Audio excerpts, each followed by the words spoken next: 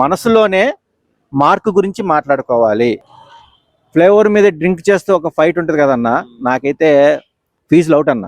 Bro mark teaser ఎలా ఉంది? Mark teaser భయ్య ఓపెనింగ్ షాటే ఆసమ్గా ఉందన్న.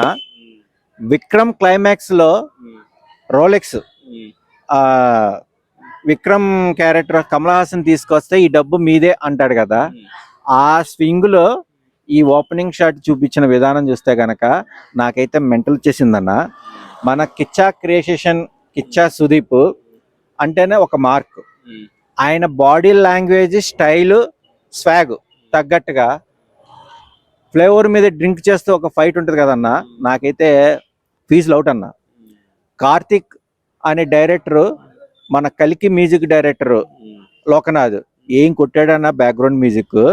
ట్రేజర్లోని ఇన్ని వెలివేషన్స్, హైలైట్స్ ఉంటే సినిమాలో ఇంకా ఎన్ని హైలైట్ షాట్స్ ఉంటాయి, వెలివేషన్ షాట్స్ ఉంటాయో ఓర మాస్గా ఉందన్న. మార్క్ అనే దానికి గన్ షాట్ మార్క్ అన్న. ఆడియన్స్ లో ఒక బుల్లెట్ లాగా వెళ్ళిపోతుంది. చాలా బాగుందన్న. మరి ఒక హీరోకి ఒక డైలాగ్ పెడితే బాగుండు అనిపించింది.